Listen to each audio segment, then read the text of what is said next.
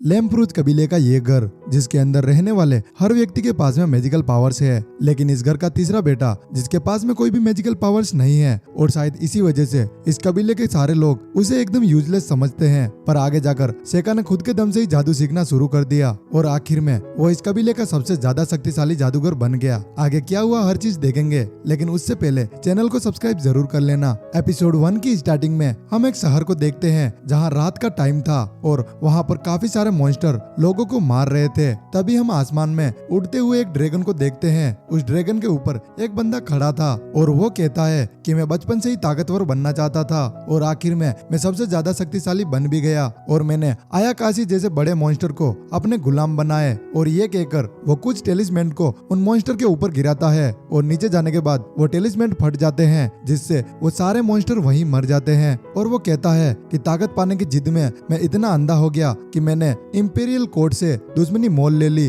और अब वो लोग मुझे जिंदा नहीं छोड़ेंगे। और नेक्स्ट सीन में हम उसी आदमी को देखते हैं जिसका घर पूरी तरह से तबाह हो चुका था और उसके सामने एक लड़की खड़ी थी जो कि रो रही होती है और वो उस लड़की से कहता है कि इसमें तुम्हारी कोई गलती नहीं है, कोर्ट ने मुझे धोखा दिया है, मेरे फेवरेट स्टूडेंट से ही मुझे मरवा दिया। और वो अब एक टेलिस्मेंट निकालता है और वो कसम खाकर कहता है कि इस बार मैं अच्छा नहीं कर पाया, लेकिन अगली बार मैं बहुत अच्छा करूंगा अपने अगले जन्म में। और ये कहकर उसकी मौत हो जाती है। अब नेक्स्ट सीन में हम हमारा मेन कैरेक्टर सेका को देखते हैं जिसके डैड एक जादू कर रहे थे। वो जानना चाहते थे कि सेका के अंदर कोई भी मैजिकल पावर्स है या फिर नहीं, और थोड़ी देर बाद उन्हें पता चल जाता है कि सेका के अंदर कोई भी मैजिकल पावर्स नहीं है। और तभी सेका का बड़ा भाई जिसका नाम ग्लाय होता है वो जोर जोर से हंसने लग जाता है और वो कहता है कि तुम तो एकदम यूजलेस निकले, तुम्हारे अंदर कोई भी मैजिकल पावर्स नहीं है। और तभी सेका के डैड कहते हैं कि ये रस्म यहीं खत्म होती है, हमें पता चल गया कि सेका के पास में कोई भी मैजिकल पावर्स नहीं है। और तभी हमें एक कहानी बताई जाती है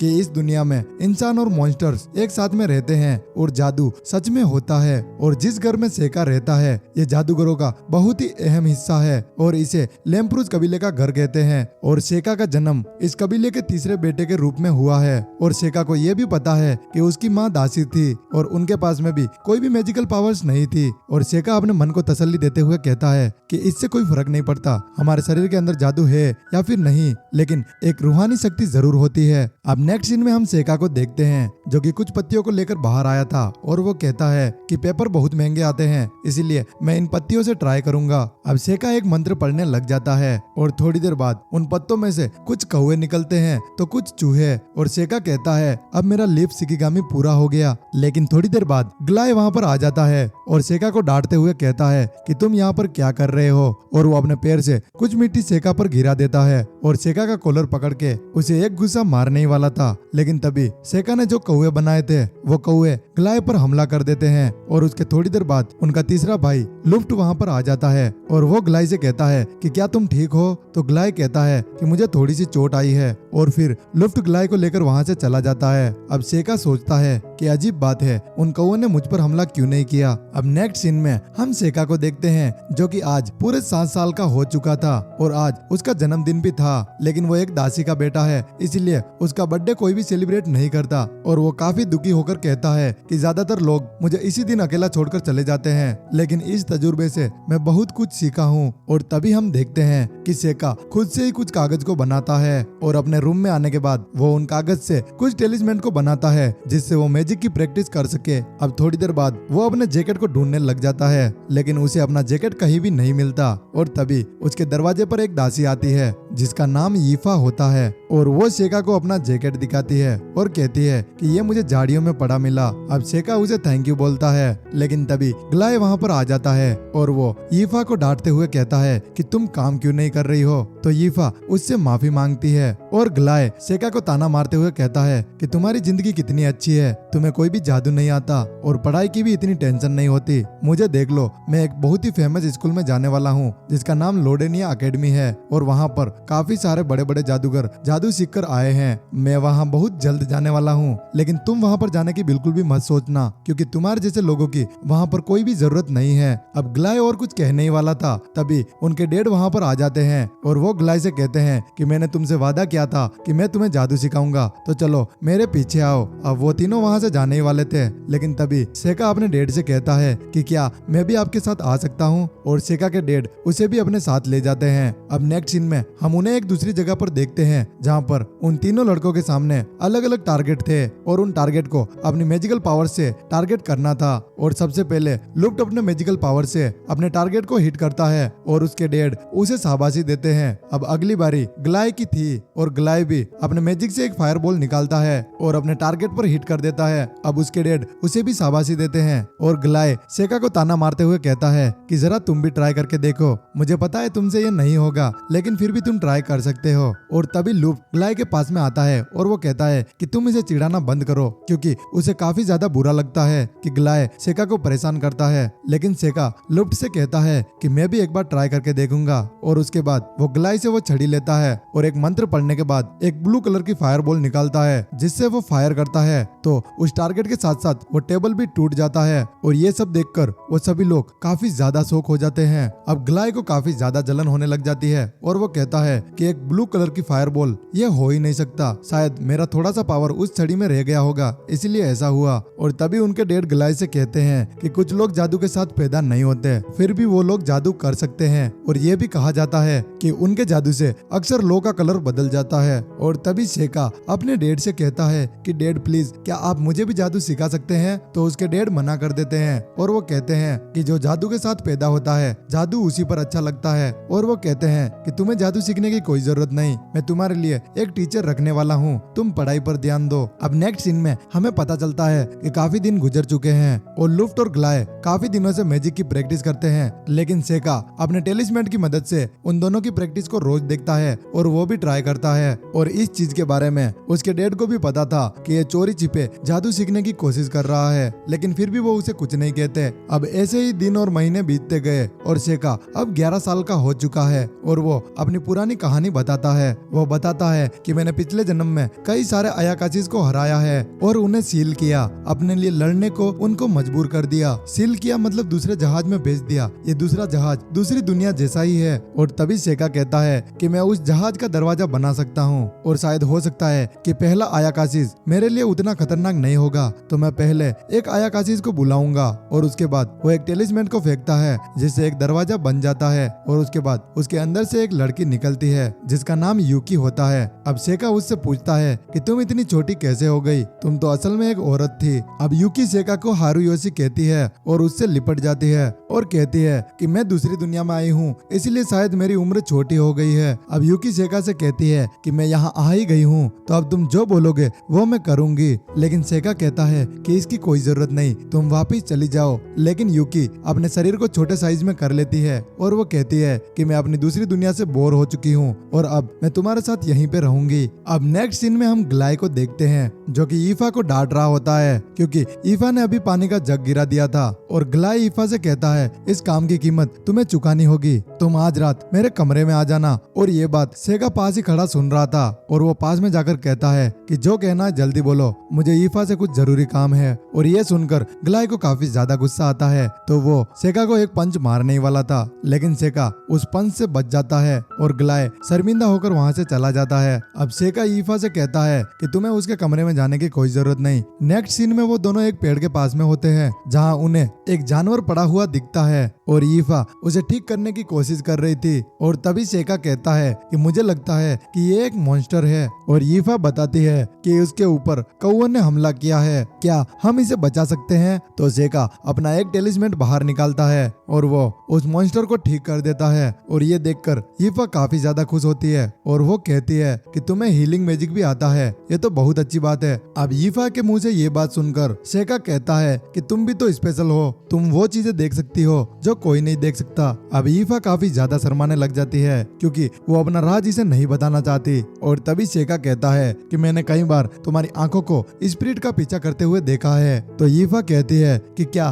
तुम भी उन्हें देख सकते हो। तो सेका कहता है कि हाँ मैं उन्हें देख सकता हूँ, लेकिन तुम उनमें और भी कुछ देख सकती हो। और तभी ईफा शर्माते हुए कहती है कि तुम्हारी बात ही अलग है सेका, तुमने मेरा सीक्रेट झट से पहचान लिया। मेरी मॉम ने मुझसे कहा था कि मेरे मरने से पहले मैं ये बात किसी को ना बताऊं। और तभी वो कुछ एलिमेंटल को दिखाती है और वो कहती है कि मुझे तुम्हारी खोई हुई जैकेट नहीं मिलती अगर ये मेरी मदद ना करते तो। और तभी वो बताती है कि ये एलिमेंटल मैजिक के पास में होते हैं लेकिन ये तुम्हारे पास में नहीं आ रहे, शायद ये तुम्हें अवॉइड कर रहे हैं। और तभी सेका कहता है कि क्या तुम इन्हें कंट्रोल कर सकती हो? तो ईफा कहती है कि मैंने एक बार इनको कंट्रोल किया था, ये मेरी बात नहीं मान रहे थे और मैं जोर से चिल्लाई तो इन्होंने मेरी बात को मान लिया। अब ये बात सुनकर सेका अपने मन में सोचता है कि वो उसकी बात सुनते हैं, ये बहुत ही बड़ी बात है। पिछले जन्म में बागे किड्स लोमड़ियां हिटोडोमो स्पिरिट को कमांड देती थी, मुझे लगा ये कैस्टर भी यही करेगा तो मैं रिसर्च में डूब गया था, पर मुझसे ये हुआ नहीं। पर मुझे उम्मीद थी कि कोई ना कोई मुझे मिलेगा जिसमें वो हुनर होगा, लेकिन उम्मीद नहीं थी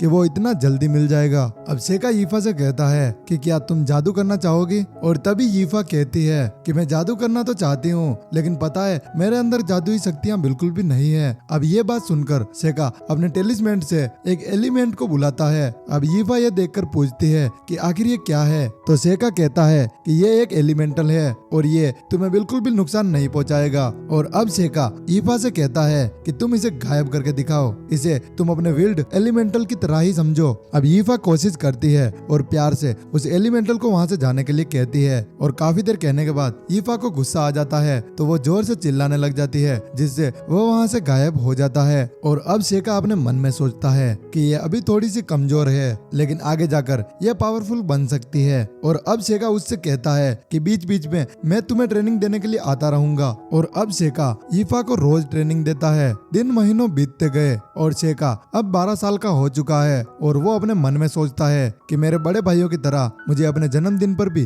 कुछ भी अच्छा खाने को नहीं मिलता। और वो सोचता है कि मेरे बर्थडे के दिन भी डैड मेरे पास में नहीं आए। और ये कहकर वो वहां से जाने लगता है और तभी पीछे से लुप्ट और ग्लाय आते हैं और उसे रोककर ग्लाय कहता है कि आज मैं तुम्हें ट्रेनिंग देने के लिए आया हूँ। तो सेका कहता है कि पर तुम ऐसा क्यों करना चाहते हो? तो ग्लाय कहता है कि तुम्हारी माँ दासी थी इसीलिए तुम वारिस नहीं बन सकते और तुम्हारे पास जादू सीखने भर की भी जादुई शक्ति नहीं है, तो आर्मी में जाने के अलावा तुम्हारे पास कोई ऑप्शन नहीं है, इसीलिए मैं तुम्हें ट्रेन करने के लिए आया हूँ। और तभी पीछे से लुप्ट आता है और ग्लाय से कहता है कि तुम ऐसा तो मत बोलो। और वो सेका से कहता है कि हमारा मास्टर हमें तलवारबाजी सिखा रहे हैं और हम चाहते हैं कि तुम भी तलवारबाजी सीखो और अगर तुम चाहो तो हम तुम्हें भी सिखा सकते हैं। अब उसकी बात खत्म ही होती है तभी 2 दासियां दौड़ती हुई उनके पास में आती है और वो कहती है कि शहर में एक बहुत ही बड़ा मॉन्स्टर घुस आया है और आपके डैड ने उस पर एक जादू करके उसे जंगल में भगा दिया है, लेकिन हमें लगता है वो यहाँ पर आ जाएगा।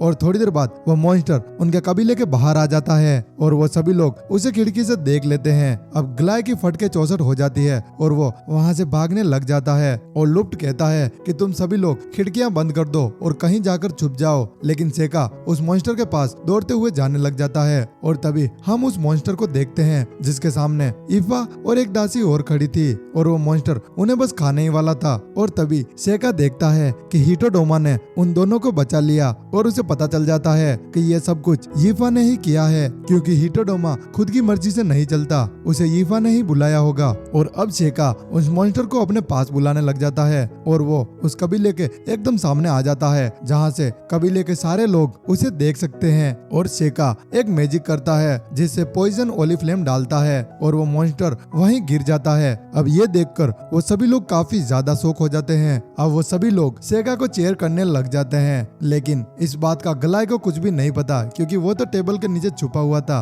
और उसने कुछ भी नहीं देखा। और फर्स्ट एपिसोड यहीं पे खत्म हो जाता है। सेकेंड एपिसोड की स्टार्टिंग में हम सेका को देखते हैं जिसके लिए आज खाने में बहुत कुछ बना था, क्योंकि उसके डैड आज उससे काफी ज्यादा खुश थे क्योंकि सेका का वो कारनामा उसके डैड ने भी देख लिया था और आज उन्हें अपने बेटे पर बहुत ही गर्व होता है। अब उसके डैड सेका से कहते हैं कि आज जो तुम मांगोगे वो तुम्हें मिल जाएगा। और सेका कहता है कि जितना मुझसे हो पाया मैंने खुद से ही जादू की पढ़ाई की और जादू को सीख गया, पर लेम्प्रूज क्लैन का मेंबर होने के नाते मैं अपने इस टैलेंट को एम्पायर की मदद के लिए यूज करना चाहता हूँ। अगर आपकी इजाजत हो तो मैं लोडनिया मैजिक एकेडमी में जाना चाहूंगा। और सेका के डैड इस बात के लिए मान जाते हैं, लेकिन ग्लाय जो कि काफी ज्यादा गुस्से में आ जाता है। और तभी सेका अपने डैड से कहता है कि क्या मैं यहाँ पर ईफा को भी ले जा सकता हूँ। तो उसके डैड उसे मना कर देते हैं और वो कहते हैं कि ईफा के अंदर भी कोई भी मैजिक नहीं है, तो तुम इसे ले जाकर क्या करोगे। और ईफा ये सुनकर काफी ज्यादा शौक हो जाती है। अब सेका अपने डैड से कहता है कि मैं आपको दिखाता हूँ, और वो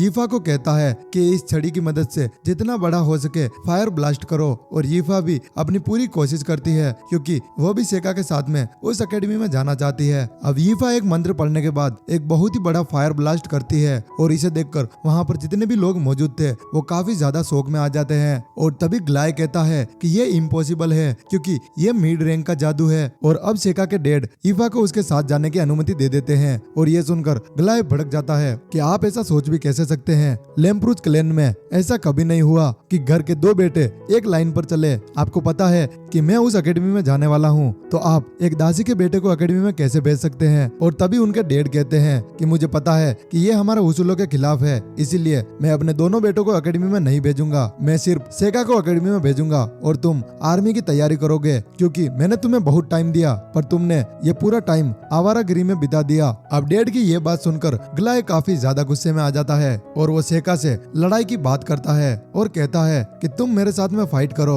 और जो जीतेगा वो उस एकेडमी में जाएगा, और हारने वाले बंदे को ये घर छोड़ के जाना होगा। और तभी उनके डैड कहते हैं कि क्या तुम्हें ये मंजूर है सेका। तो सेका कहता है कि मुझे मंजूर है। और उनके डैड कुछ रूल्स बताते हैं कि इस लड़ाई में कोई भी मिड रैंक का जादू यूज नहीं करेगा, और असली हथियार भी यहाँ पर यूज नहीं होंगे। और उनके डैड कहते हैं कि चलो तय रहा, कल ये मुकाबला होगा और इस मुकाबले को जज मैं करूंगा। अब नेक्स्ट सीन में हम सेका को देखते हैं, जो कि कल की लड़ाई के लिए अपने लिए कुछ टेलिस्मेंट बना रहा था। और तभी यूकी कहती है कि ये तो बहुत बड़ी गड़बड़ हो गई, क्या तुम जीतने के लिए अपने भाई को मार दोगे। और सेका यूकी से कहता है कि ऐसा नहीं करूंगा। और तभी लुप्ट सेका के कमरे में आ जाता है, और लुप्ट सेका से कहता है कि पता है अब बहुत देर हो चुकी है, लेकिन मैं तुम्हें बर्थडे विश करने के लिए आया था। और वो उसे अपना प्रेजेंट भी देता है, और सेका उसे खोलता है तो उसे पता चलता है कि इसके अंदर एक ग्लास पेन है। अब लुप्ट कहता है कि तुम्हें पढ़ाई लिखाई का बहुत शौक है, और इसीलिए तुम्हारे पास में कोई भी पेन ज्यादा दिन तक नहीं टिकता, और ये ग्लास पेन तुम्हारे बहुत काम आएगा। अब लुप्ट काफी ज्यादा इमोशनल हो जाता है, और वो सेका से कहता है कि मुझे माफ कर देना सेका, मैं तुम्हें कभी समझ ही नहीं पाया कि मैं तुमसे बात करूं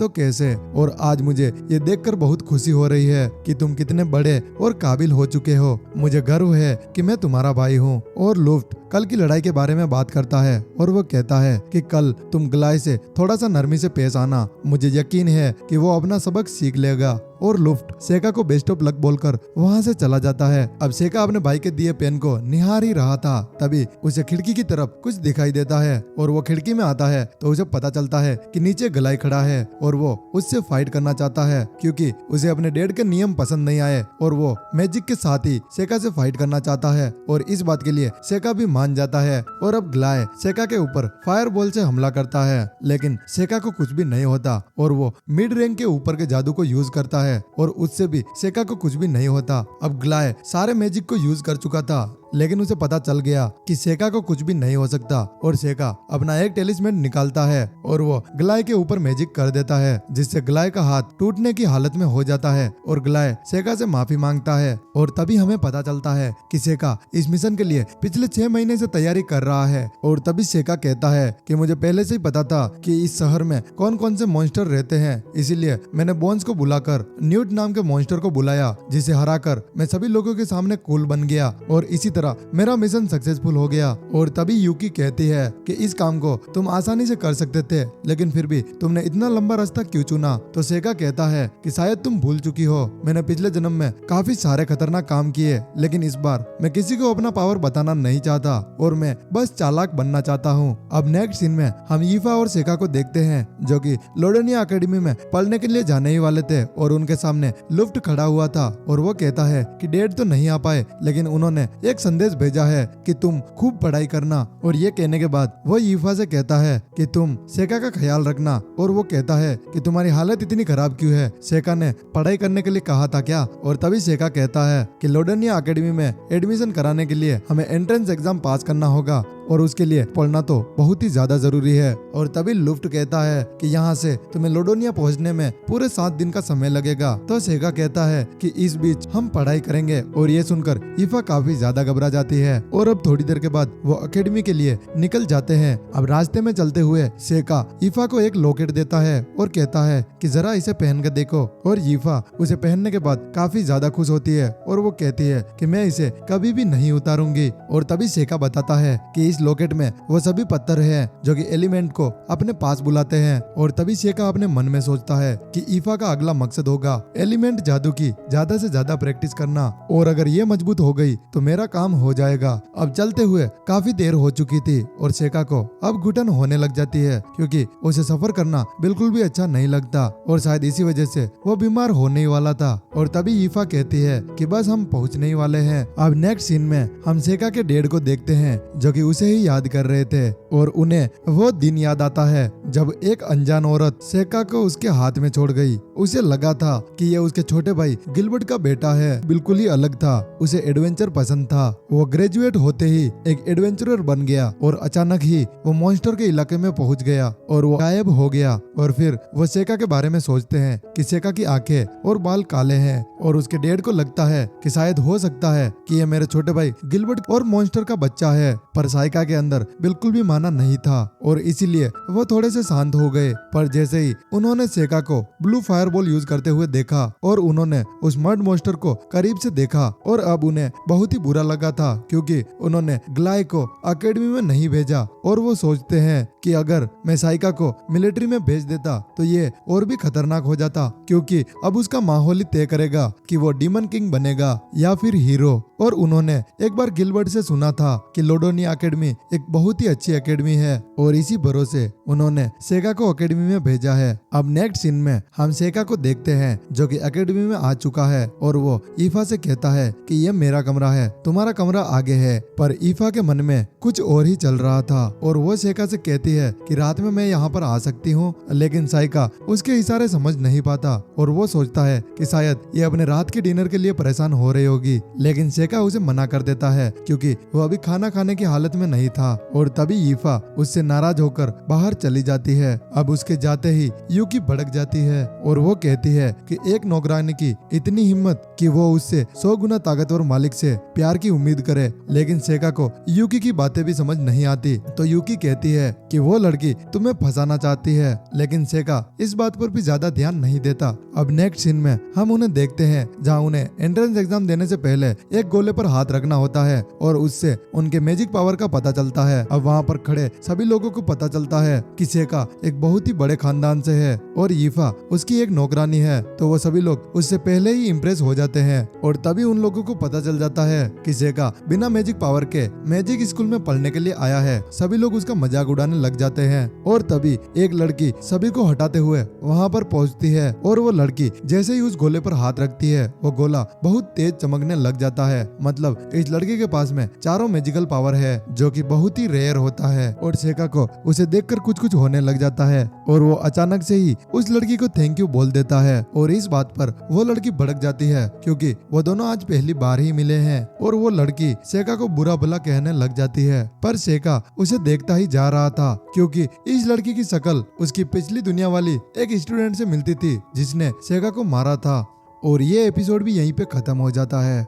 एपिसोड 3 की स्टार्टिंग में हमें पता चलता है कि इन सभी बच्चों का एंट्रेंस एग्जाम स्टार्ट हो चुका है और एग्जाम देने के बाद ईफा काफी ज्यादा डरी हुई थी क्योंकि उसका एग्जाम अच्छा नहीं गया और वो सेका से कहती है कि मैंने अच्छी पढ़ाई नहीं की थी, शायद इसीलिए ऐसा हुआ। तो सेका उसे दिलासा देते हुए कहता है कि कोई बात नहीं, थोड़ी देर बाद हमारा प्रैक्टिकल एग्जाम होगा और तुम उसमें अच्छा करके दिखाना, शायद तुम पास हो जाओगी। अब नेक्स्ट सीन में उनका प्रैक्टिकल एग्जाम स्टार्ट हो जाता है जहाँ उन सभी के सामने 6 टारगेट होते हैं और उन बच्चों को उन टारगेट पर निशाना लगाना है और जितने उनके पास में मैजिकल पावर्स है वो उतने टारगेट को ही डिस्ट्रॉय कर पाएंगे। और तभी हम देखते हैं कि यहाँ के सारे बच्चों के पास में बस एक ही मैजिकल पावर थी और तभी ईफा की बारी आती है जो कि अपने फायर एलिमेंट से अपने टारगेट को ही डिस्ट्रॉय कर देती है। और ये देखकर वो सभी लोग काफी ज्यादा हैरान हो जाते हैं और जब ईफा ने विल्ड एलिमेंट का इस्तेमाल किया तो उसने सेका को भी हैरान कर दिया। असल में ईफा सेका को सरप्राइज देना चाहती थी और वो कहती है कि अब मैं विल्ड एलिमेंट को भी यूज कर पा रही हूँ, और ये देखकर सेका काफी ज्यादा इमोशनल हो जाता है। और अब बारी आती है सेका की, जिसका हर एक मैजिकल स्पेल लोगों को आंखें फाड़ने पर मजबूर कर रहा था। सेका ने वहां पर 3 टारगेट को डिस्ट्रॉय कर दिया, लेकिन वो लाइट, डार्क और विल्ड एलिमेंट को छोड़ देता है, क्योंकि अभी सेका उनको अच्छी तरह से जानता नहीं। और प्रैक्टिकल एग्जाम के टीचर काफी ज्यादा शौक में होते हैं, क्योंकि पहले ऐसे स्टूडेंट कभी नहीं आए। और तभी अमू की बारी आती है, जिसने 4 टारगेट को डिस्ट्रॉय कर दिया था। इन टीचर को लगता है कि ये लड़की उस कहानी वाली हीरो है। कहानियों के मुताबिक जब डीमन लॉर्ड फिर से रिवाइव होता है, तब हीरो इंसानों की धरती पर वापिस जन्म लेगी। और नेक्स्ट सीन में हमें पता चलता है कि एंट्रेंस एग्जाम का रिजल्ट आ चुका है, जहां 3rd नंबर पे सेका होता है और 2nd नंबर पे ईफा, जो देख सेका भी काफी ज्यादा हैरान होता है। और 1st नंबर पे वो 4 एलिमेंट यूज करने वाली लड़की होती है, जिसका नाम अमू है। और तभी हमें पता चलता है कि लड़कियों और लड़कों को अलग अलग भाग में डिवाइड कर दिया गया है। और ये देखकर ईफा को काफी ज्यादा बुरा लगता है, क्योंकि वो सेका के साथ में रहना चाहती थी। और तभी सेका को पास में काफी सारे डार्क एलिमेंट्स दिखते हैं। वो पास में देखते हैं तो उन्हें पता चलता है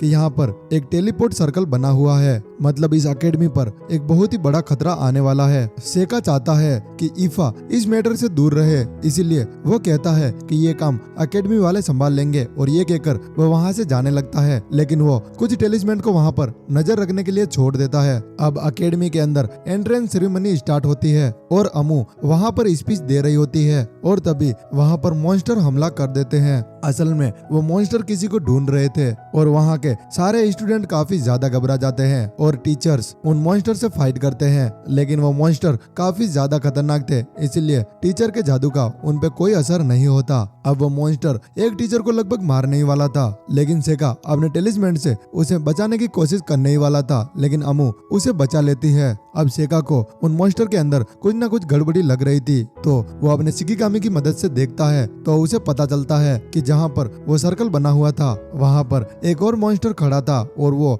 इन मॉन्स्टर को कास्ट कर रहा था। और ईफा का ध्यान भटकते ही वो अपने टेलिस्मेंट से वहाँ से गायब हो जाता है और एक पोयम गुनगुनाते हुए उस जंगल में वापिस आ जाता है। वो मॉन्स्टर सेका को एक बच्चा समझकर उसे यहाँ से भगाने की कोशिश करता है, पर सेका वहाँ से नहीं जाता। तो वो मॉन्स्टर अपने कुछ और मॉन्स्टर को बुला लेता है और वो सेका पर हमला कर देता है, और सेका अपने मैजिक का यूज करके एक मॉन्स्टर को वहीं कैद कर लेता है। और अब वो मॉन्स्टर काफी ज्यादा गुस्से में होता है और वो अपने टेलीपोर्ट मैजिक से कुछ तलवारें निकालता है, जिससे वो सेका को घायल कर देता है। और फिर वो मॉन्स्टर एकदम से सेका के पीछे टेलीपोर्ट होकर उसका एक हाथ काट देता है, और सेका उस मॉन्स्टर से पूछता है कि तुम यहाँ पर क्यों आए हो। अब उस मॉन्स्टर को सेका काफी ज्यादा इंटरेस्टिंग लगता है, इसीलिए वो उसे बता देता है कि वो यहाँ पर एक हीरो को ढूंढने के लिए आया है। और वो कहता है कि 12 साल पहले हुई भविष्यवाणी की तरह यहाँ पर एक हीरो को और ज्यादा शक्तिशाली होने से पहले मैं उसे मार दूंगा। और वो मॉन्स्टर अमू की बात कर रहा था, और अब वो मॉन्स्टर तलवार में सेका के गर्दन फंसाकर उसे काट देता है, और मॉन्स्टर को लगता है कि मैं जीत गया। लेकिन सेका उसकी तलवार के ऊपर पोयम गुनगुनाता नजर आता है, और सेका जो पोयम गा रहा है वो उसके पिछले दुनिया वाले मास्टर ने लिखी थी, जिनको साइका ने खुद ही मारा था। अब वो मॉन्स्टर साइका को एक बार फिर मारता है, लेकिन फिर भी साइका को कुछ भी नहीं होता। वो किसी तरह बार बार रिवाइव हो रहा था, और अब सेका भी उसे पानी के भंवर में फंसा देता है, लेकिन वो मॉन्स्टर टेलीपोर्ट होकर उसके ऊपर आ जाता है, और साइका भी उस मॉन्स्टर पे अपना शिकिगामी छोड़ देता है। लेकिन वो मॉन्स्टर फिर एक बार टेलीपोर्ट होकर अपने हाथ को सेका के आर पार कर देता है, और यही उस मॉन्स्टर की सबसे बड़ी भूल थी। सेका उसके हाथ को पकड़कर उसकी बॉडी में एक बहुत बड़ा ब्लास्ट करता है, और अब हमें पता चलता है कि साइका इतने वक्त से अपनी चोटों को टेलिस्मेंट से रिप्लेस कर रहा था, लेकिन वो मॉन्स्टर फिर एक बार आ जाता है, और उसे लगता है कि साइका के वो पत्ते अब खत्म हो चुके हैं। तो सेका उसे सरप्राइज कर देता है और अपने शिकिगामी मिसूस को उसके सामने ले आता है, और ये देखकर वो मॉन्स्टर काफी ज्यादा घबरा जाता है, क्योंकि उसने ऐसा ड्रैगन तो डीमन किंग के पास भी नहीं देखा। अब सेका अपने ड्रैगन मिसूजी को उसके ऊपर छोड़ देता है, और वो ड्रैगन उस मॉन्स्टर को खा जाता है। लेकिन मिसुजी वापस आने की जगह वो वहाँ से भागने लग जाता है और सेका को लगता है कि ये शायद मेरी वीक बॉडी की वजह से हो रहा है और जैसे तैसे वो मिसुजी को वापस भेज देता है। और तभी हमें युकी से पता चलता है कि साइका लड़ाई के दौरान 3-4 बार जानबूझकर मरा ताकि वो अपनी टेक्निक हितोगामा को टेस्ट कर सके। और जैसे ही सेका अकेडमी पहुंचता है तो उसे पता चलता है कि उन सारे मॉन्स्टर को अमू ने हरा दिया है। अब सेका फैसला करता है कि वो अमू से बात करने की कोशिश करेगा ताकि वो उसके पीछे रहकर अपनी ताकत को छुपा सके और आखिर में शायद अमू मारी भी जाएगी और इसका सेका को दुख भी होगा, लेकिन फिर भी वो उस चीज में भी खुशी ढूंढने की कोशिश करेगा। और ये एपिसोड भी यहीं पे खत्म हो जाता है। एपिसोड 4 की स्टार्टिंग में हमें पता चलता है कि सेका अमू से बात करने की पूरी कोशिश कर रहा है, लेकिन सेका जब भी अमू के पास में जाता है अमू उसे डांट देती है। साइका ने अपनी पिछली जिंदगी स्ट्रॉन्ग बनने में ही गुजार दी तो उसे पता भी नहीं कि आखिर दोस्त कैसे बनाए जाते हैं। और अब उस हादसे को बीते हुए 1 महीना हो चुका है और अब वापस किसी मॉन्स्टर ने एकेडमी पर हमला नहीं किया। अब नेक्स्ट सीन में सेका और ईफा कहीं जा रहे होते हैं, लेकिन तभी उनके ऊपर कुछ गिरने ही वाला था, लेकिन सेका अपने टेलिस्मेन की मदद से ईफा और खुद को बचा लेता है और उनके टीचर बताते हैं कि ये गलती से मुझसे गिर गया है और ये कैटलिस्ट है, ये डीमन के खून से बना है और वो इसे अपने रिसर्च में यूज कर रहे हैं। अब क्लास में हमें पता चलता है कि अगले हफ्ते इस एकेडमी की एनिवर्सरी आने वाली है, तो एग्जाम में टॉप करने वाले 2 लोगों को चुना जाता है जिसमें अमू और ईफा होते हैं और ये दोनों स्टूडेंट सेरेमनी में हिस्सा लेंगे और इन्हें न्यू स्टूडेंट के रोस्टर को लेकर एलियन फॉरेस्ट से होते हुए टेम्पल में रखना होगा। लोडेनिया वही फॉरेस्ट है जहाँ सेका की लड़ाई उस मॉन्स्टर से हुई। सेका को इस बात में भी कुछ ना कुछ गड़बड़ी लगती है। वो पूरी क्लास में खड़ा होकर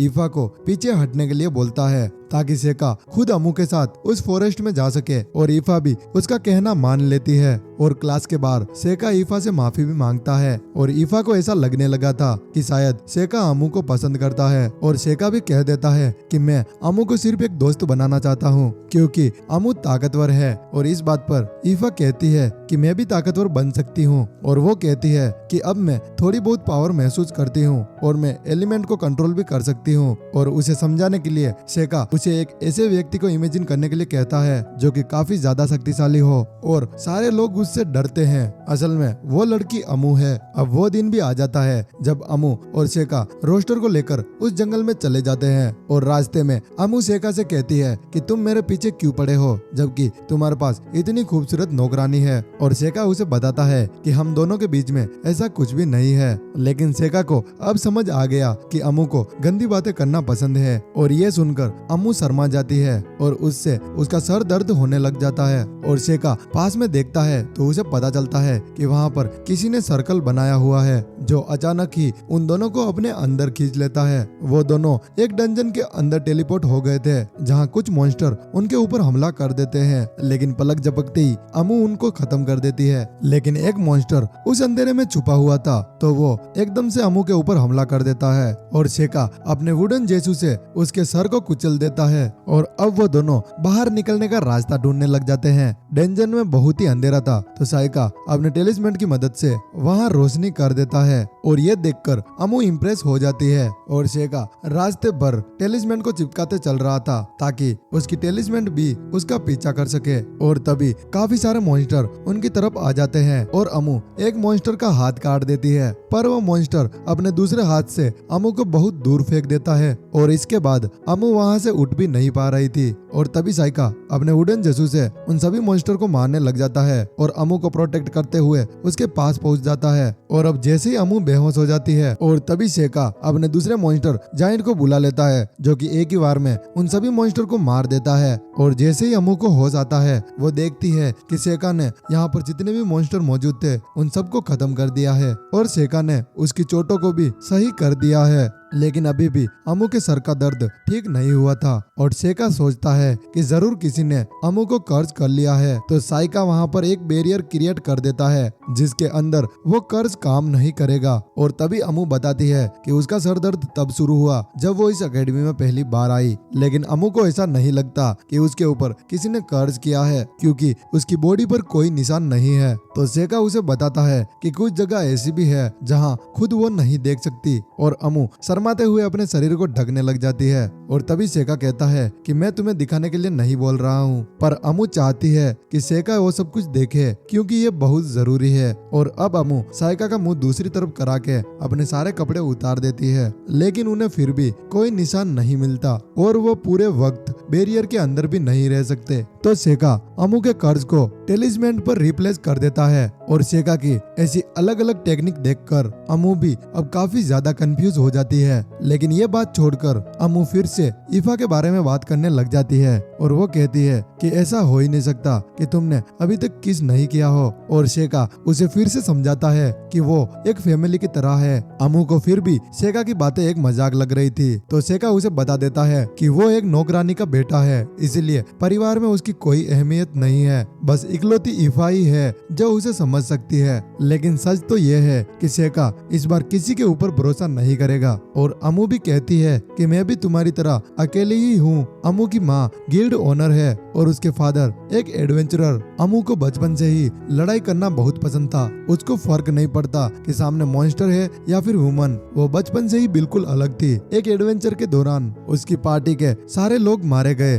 और अमू मुस्कुराते हुए बचे हुए लोगों को एक और एडवेंचर पर चलने की बात करती है।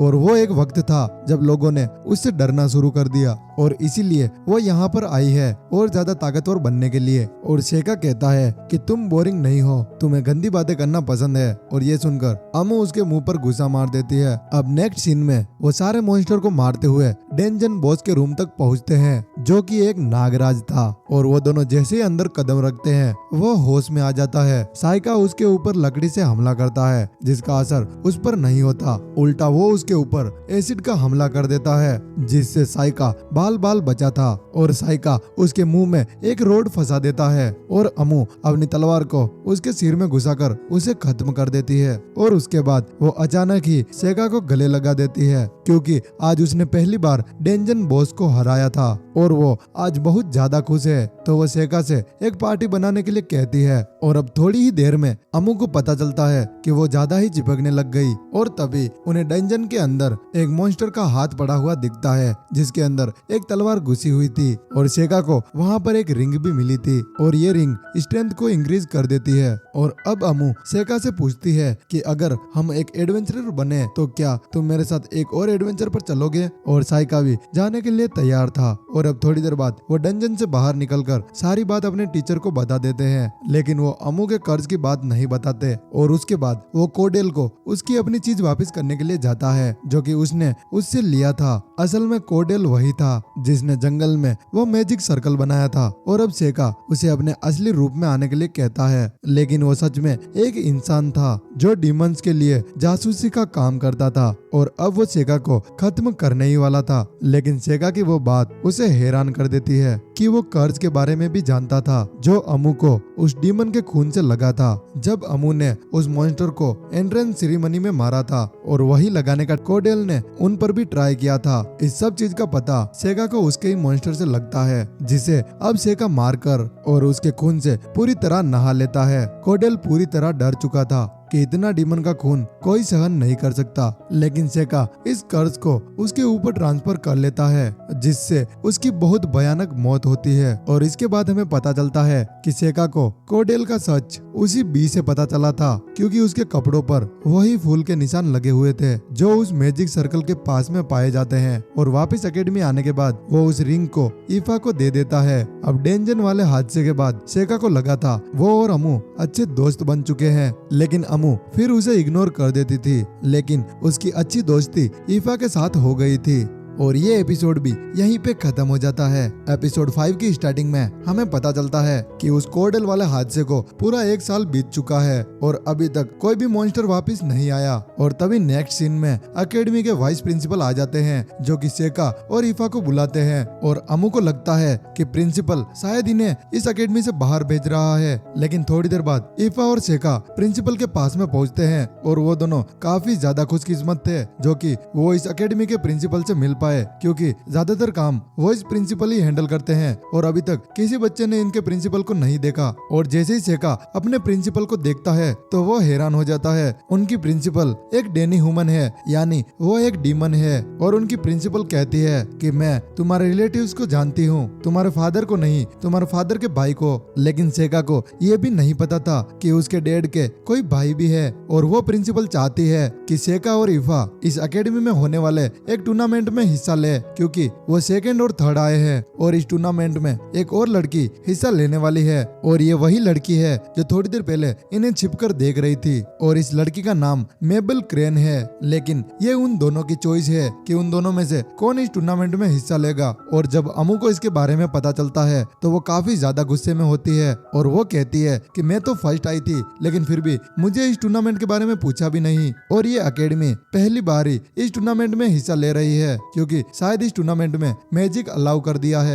और अमू काफी ज्यादा सोचने लग जाती है कि आखिर प्रिंसिपल ने सेका को ही क्यों चुना। और तभी सेका कहता है कि मुझे प्रिंसिपल ने बताया था वो किसी खास वजह से मुझे भेज रही है। और ये सुनकर अमू और ज्यादा गुस्से में आ जाती है क्योंकि सेका से लाख गुना वो तलवारबाजी और मैजिक में अच्छी है। और अब सेका टूर्नामेंट के प्राइज पूल की बात बताता है। जीतने वाले को तोले के भाव में पैसा मिलेगा और इसी के साथ रॉयल गार्ड को ज्वाइन करने का मौका भी मिलेगा। और अब अमू बातें बनाने लग जाती है और वो कहती है वो लड़की मेबल वो जरूर किसी नोबल परिवार से है और वो रिश्वत देकर ये टूर्नामेंट करने के लिए आई है। और इस बात को मेबल सुन लेती है और मेबल अमू के मुंह पर बात कह देती है कि तुम कमजोर हो इसीलिए तुम्हें नहीं चुना गया। और अमू मुस्कुराते हुए उसे सोल बैटल के लिए चैलेंज कर देती है। और साइका को भी ये बैटल देखनी थी क्योंकि वो चाहता था कि अमू की भी प्रैक्टिस हो। अब मैच शुरू होते ही अमू उसके ऊपर टूट पड़ती है जिसको मेबल ब्लॉक करके उसको पीछे धक्का दे देती है। और आखिर में वो अमू की तलवार को मोड़कर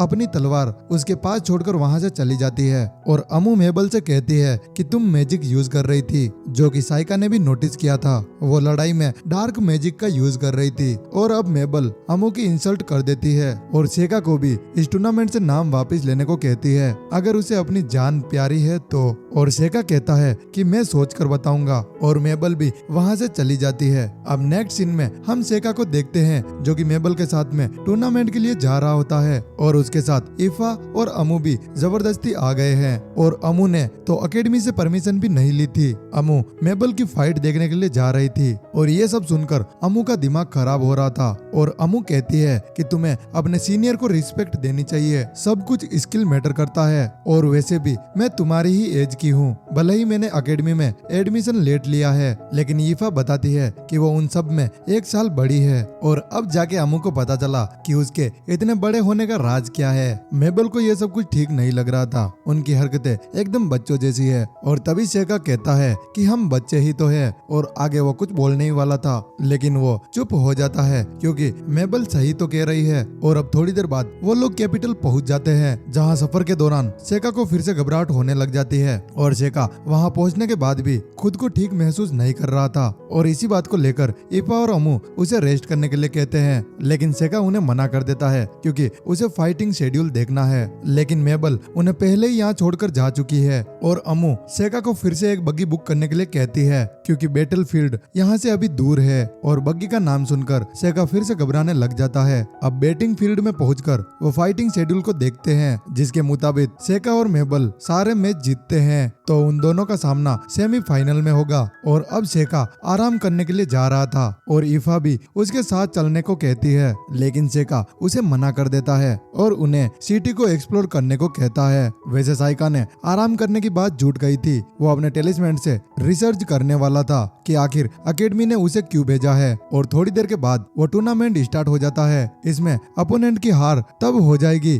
जब सामने वाला रिंग से बाहर या वो खुद हार मान ले। यहाँ सभी को एक एलिमेंट दिया गया है और ये सामने वालों के हमलों को मेजर करेगा और इसके ओवरलोड होते ही सामने वाले की जीत मान ली जाएगी। अब साइका का पहला मैच ही एक घमंडी बच्चे से था और वो बच्चा शुरू में ही साइका पर जानलेवा हमला कर देता है जिसको साइका टेलिस्मेंट से डॉज कर लेता है और मैच शुरू होते ही खत्म हो जाता है। और किसी को पता ही नहीं चला कि यह मैच कब शुरू हुआ क्योंकि सेका ने यहाँ टेलिस्मेंट का यूज किया था। और उसके बाद वो शिकिगामी की मदद से वो अमू और ईफा को ढूंढकर उनके पास बैठ जाता है और ये एपिसोड भी यहीं पे खत्म हो जाता है। एपिसोड 6 की स्टार्टिंग में हमें पता चलता है अब अगला match great water user Belum और डरावने कायल के बीच में था। बेलम उसके सामने अपनी बॉडी का काबू खो देता है और कायल बिना किसी झिझक के उसे वहीं खत्म कर देता है और ये करते हुए उसकी बॉडी एक बार भी डगमगाई नहीं थी और लोगों ने भी उसे इस तरह एंजॉय किया। शायद इस दुनिया में किसी की मौत की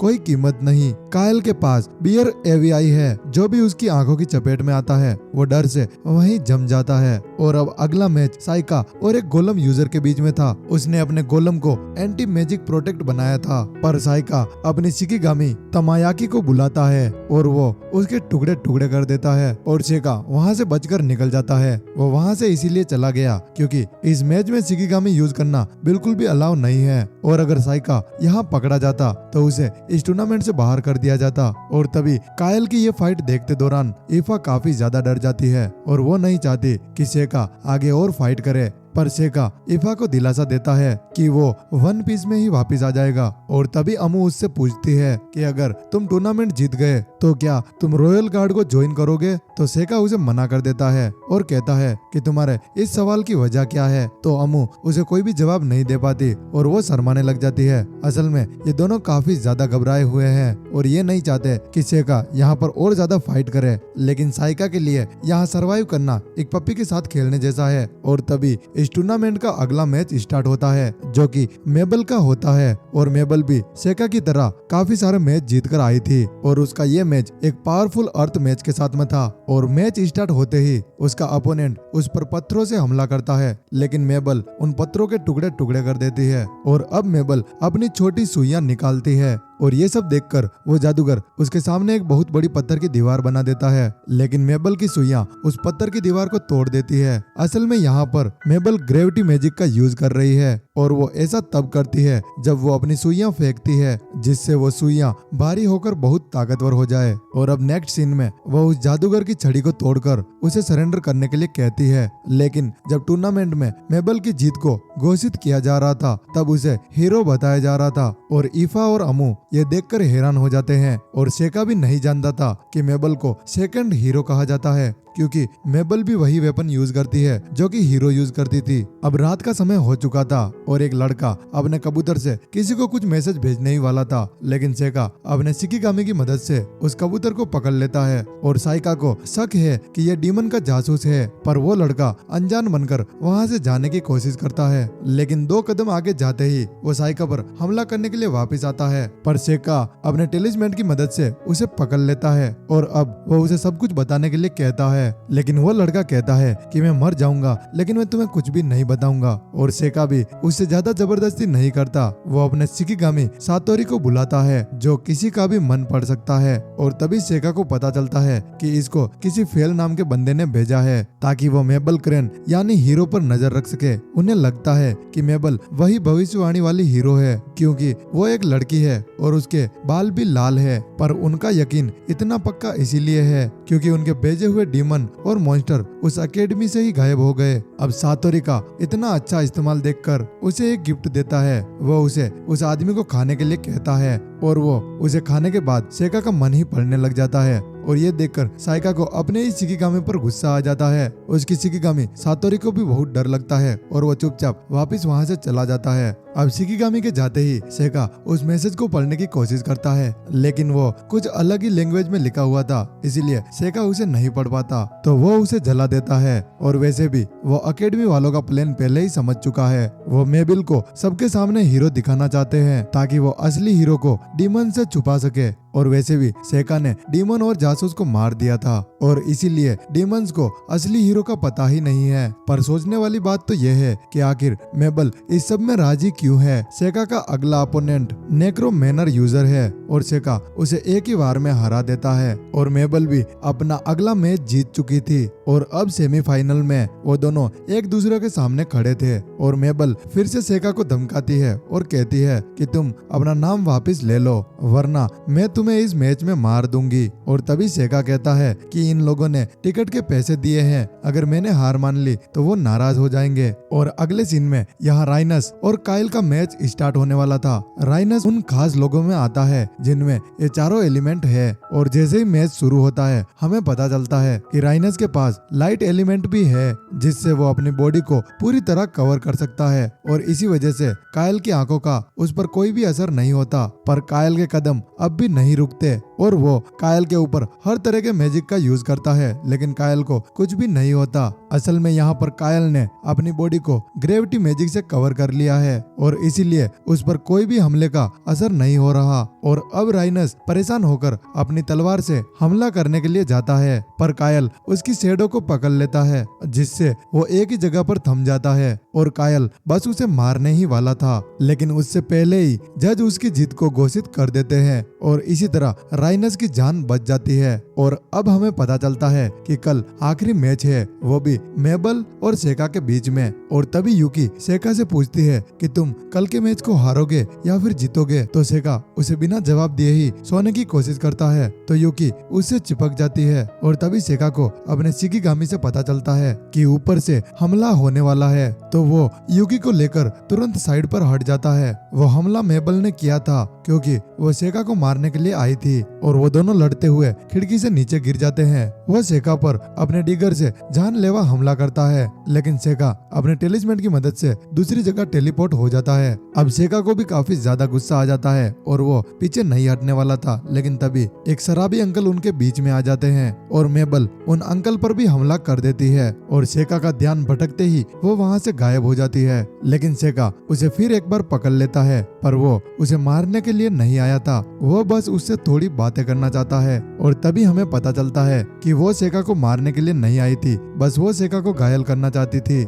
जिससे वो कल के टूर्नामेंट में हिस्सा ना ले पाए, क्योंकि कोई रीजन है कि उसे कल का मैच जीतना ही होगा और इसके लिए वो सेका की जान भी ले सकती है। और एक बार फिर वो सेका को पीछे हटने के लिए कहती है, पर सेका उसे सब बता देता है कि असली हीरो कौन है। पर तुम ऐसा क्यों कर रही हो? अगर तुमने मुझे ये सच बता दिया तो मैं कल पीछे हट जाऊंगा। और वो बताती है कि उसकी तकदीर में कायल के हाथों मरना लिखा है, ताकि डीमंस को लगे कि हीरो का खात्मा हो चुका है। और फिर ये एपिसोड भी यहीं पे खत्म हो जाता है। एपिसोड 7 की स्टार्टिंग में मेबल सेका को बताती है कि द रंग रॉक मर्चेंट एसोसिएशन, जहाँ से कायल आया है, असल में ये एसोसिएशन गरीब गुलाम बच्चों को एक परफेक्ट मिशनरीज बनाता है, यानी उन्हें हत्या करने पर मजबूर करते हैं। कायल और मेबल दोनों उसी जगह से आए हैं। ये एसोसिएशन बच्चों को परफेक्ट मिशनरी बनाने के लिए उनके दिमाग को खोलकर उस पर एक जादू करते हैं, जिससे वो बच्चे अपने सारे इमोशन खो देते हैं और उसके बाद वो काफी खतरनाक हत्यारे बन जाते हैं। इन बच्चों का इस एसोसिएशन में 4 बच्चों का ग्रुप होता है जो बचपन से साथ ही बड़े होते हैं और बड़े होते के साथ उनमें से एक ही खतरनाक हत्यारा बनता है जो कि अपने बच्चे 3 टीममेट को मार देता है। लेकिन मेबल बताती है कि कायल मुझे मारने ही वाला था, लेकिन तभी मुझे बचा लिया गया और किसी दूसरी जगह पर भेज दिया गया और मेबल को सिर्फ आज के लिए बचाया गया था ताकि कायल उसे मारे, जिससे कायल का नाम पूरे एसोसिएशन में फेमस हो जाए। और मेबल बताती है कि कायल ने जिन लोगों को मारा था उसमें एक मेरा भाई भी था, जिसका बदला वो कायल को मारकर लेना चाहती है। पर सेका ये समझ चुका था कि कायल ही उसका भाई है और मेबल के ये बाल भी असली नहीं है, इन पर डाई की गई है। अब मेबल सोचती है कि अब साइका सब कुछ जान ही चुका है, तो मेबल उसे उस वादे के बारे में भी बता देती है जो कायल ने उसे मिशनरी बनने से पहले लिया था। कायल ने कहा था कि कभी अगर वो खुद वो ना रहे तो मेबल उसे आजाद कर दे। अब सेका ने फैसला कर लिया है कि फाइनल्स में वो कायल के साथ लड़ेगा। मेबल को इसके लिए मरने की कोई जरूरत नहीं और उसका भाई भी चाहता होगा कि मेबल अपनी जिंदगी जिए। और सेका मेबल से कहता है कि तुम मेरे साथ एकेडमी चलोगी, वहाँ मेरे होते हुए तुम्हें कोई हाथ भी नहीं लगा सकता। अब मेबल सेका की बात मान लेती है, पर मेबल सेका से कहती है कि कल के मैच में मैं तुम्हें हरा कर दिखाऊंगी। अब नेक्स्ट सीन में उनका मैच स्टार्ट हो जाता है और इस बार मेबल अपना असली हथियार लेकर आई थी और मैच के शुरू होते ही मेबल साइका के सामने से गायब हो जाती है और सेका के पीछे से हमला करती है, जिससे सेका बच जाता है। और फिर मेबल अपनी कुल्हाड़ी से सेका को काट देती है, लेकिन सेका अपनी पूरी बॉडी को टेलिस्मेन से रिप्लेस कर देता है और अपने मैजिक से मेबल के हथियार को बहुत ही ज्यादा भारी कर देता है। और अब मर्करी मेटल से मेबल को पकड़ लेता है और उसी के हथियार को उसकी गर्दन पर रख देता है और तभी अनाउंस हो जाता है कि सेका यह मैच जीत चुका है। और अब अगला और फाइनल मैच था कायल और सेका के बीच में। अब कायल सेका को देखकर काफी ज्यादा हैरान था, क्योंकि उसका सामना तो मेबल मेबल के साथ होने वाला था। अब साइका उसे हुक्म देता है कि जब वो इस मैच को हारेगा तो वो अपनी छोटी बहन से माफी मांगेगा। अब जैसे ही मैच स्टार्ट होता है, कायल अपनी इविल आई का यूज करता है, लेकिन उससे पहले ही सेका वहाँ पर लाल कलर का धुआं फैला देता है, क्योंकि सेका नहीं चाहता कि कोई उन दोनों की फाइट को देखे। अब सेका कायल पर कुछ ज्यादा मैजिक नहीं दिखा रहा था, लेकिन सेका को भी लगने लगा था कि इससे कायल का कुछ भी नहीं होगा। तो सेका अपनी शिकिगामी ओशी ओनी को बुलाता है और वो शिकिगामी कायल को नीचे पटक देता है। अब सेका कायल के पास जाकर देखता है तो उसे पता चलता है कि कायल के ऊपर कर्ज फैल रहा है। तो सेका उसके चारों तरफ बैरियर क्रिएट कर देता है, जिसके अंदर कर्ज नहीं फैलना चाहिए था, लेकिन फिर भी उसके अंदर कर्ज फैलने लग जाता है। सेका और कुछ करने ही वाला था, तभी कायल सेका का हाथ पकड़ लेता है और उसे कुछ कहता है जो हमें नहीं बताया जाता, और कहने के तुरंत बाद कायल की मौत हो जाती है। साइका को ये देखकर काफी ज्यादा गुस्सा आता है और वो अपने सारे टेलिस्मेंट को निकालकर कुछ करने ही वाला था, और वो सोचता है कि मैं अपने पिछले जन्म में काफी ज्यादा पावरफुल था, मैं मरे हुए इंसान को भी जिंदा कर सकता था, और वो कायल को जिंदा करने की कोशिश कर रहा था। तभी यूकी कहती है कि तुम ऐसा मत करो, अगर तुमने इसे जिंदा कर दिया तो तुम वापिस से लोगों की नजरों में आ जाओगे, लेकिन तुमने कसम खाई थी कि इस बार तुम ताकतवर तो बनोगे लेकिन लोगों की नजरों में नहीं आओगे। और ये सुनकर सेका वहीं थम जाता है। अब नेक्स्ट सीन में सेका अपना मैच जीत चुका था, लेकिन उसने रॉयल गार्ड ज्वाइन नहीं किया, उसके बदले उसे टॉफी और पैसा मिल गया। और जब लोग कायल की बॉडी को उठाने गए तो उन्हें कायल की बॉडी मिली ही नहीं, और सेका ने कहा था कि मेरे मैजिक की वजह से कायल की बॉडी गायब हो गई है, लेकिन सेका ने उस बॉडी को पास ही में दफना दिया था। और सेका मेबल को बताता है कि कायल अपने आखिरी वक्त में उससे लीफ और क्लोवर के लिए माफी मांग रहा था। लीफ और क्लोवर मेबल का एक हेयर पिन था जो कि कायल के हाथों टूट गया, और तभी सेका मेबल की पूरी जिम्मेदारी अपने ऊपर ले लेता है। और नेक्स्ट सीन में सेका मेबल और अमू को सब कुछ बता देता है सिवाय असली हीरो के। और तभी अमू सोल फाइटिंग के लिए मेबल को चैलेंज कर देती है, लेकिन मेबल उसे मना कर देती है, पर अमू उससे फाइट करना चाहती थी, इसलिए वो जबरदस्ती करने लग जाती है। और उसके बाद अमू भी ग्रेविटी मैजिक का यूज करके